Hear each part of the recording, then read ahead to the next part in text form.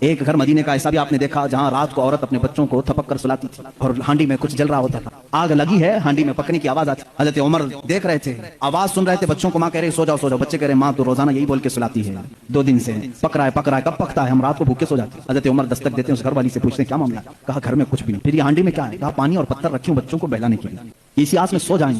حضرت عمر رضی اللہ تعالیٰ عنہ فرماتے ہیں مجھے اس کی خبر نہیں ہوئی، بیت المال میں گئے، پورا تھیلا اٹھایا آٹم کا، اناج کا، اپنے کندھے پر لے کر نکلے۔ ان کے غلام نے کہا یہ ہمیں دے دیں، ہم لے کر چلتے ہیں۔ سختی سے کہا قیامت کے دن کیا تو میرے اعمال کا بوجھ اٹھا پائے گا؟ مجھے اٹھانے لے کر کے آئے، نقاب باندھے ہوئے تھے اپنے چہرے پر۔ اس خاتون سے کہا میں روٹیاں پکاتا ہوں۔ گھر میں داخل ہو کر آٹا گوندھا، روٹیاں پکائی، بچوں کو جگایا، ان کا منہ دھویا، ہر روٹیاں انہیں پروسنے لگے۔ وہ خاتون کی آنکھوں میں آنسو آ گئے، کہا تجھ جیسا فرشتہ اللہ نے اتارا، میرے گھر کئی دنوں کے بعد غذا آئی۔ اس خاتون سے حضرت عمر نے پوچھا عمر کے بارے میں تمہارا کیا خیال ہے؟ وہ کہتی ہے بہت نیک ہے، خلیفہ رسول ہے، لیکن کیا کروں مجھ جیسی غریب کی فریاد شاید اس تک نہیں پہنچی، اگر میرے بچے بھوکے مر گئے تو میں قیامت کے دن یہ شکایت ضرور کروں گی۔ حضرت عمر ہچکیاں لگ گئی، زور سے ہچکیاں آ گئی حضرت عمر کو۔ وہ خاتون کہنے لگی میرے بھائی تجھے کیوں اس بات کا خوف ہے، تجھے کیوں اس بات کا ڈر ہے، تو کیوں رو رہا ہے؟ حضرت عمر جن کی آنکھیں لال ہو چکی تھی، غم کی وجہ سے بدن پہ کپ کپی تھی، نقاب ہٹایا، اس خاتون کو کہا عمر ابن خطاب میں ہی۔ وہ خاتون مچل گئی اور کہا اے رب ذوالجلال تو گواہ ہو جا، میں عمر کی یہاں پر بھی گواہی دیتا ہوں اور قیامت کے دن بھی گواہی دوں گی کہ اگر کسی غریب کی خبر گیری کوئی کر سکتا ہے تو وہ عمر ابن خطاب۔ جو کچھ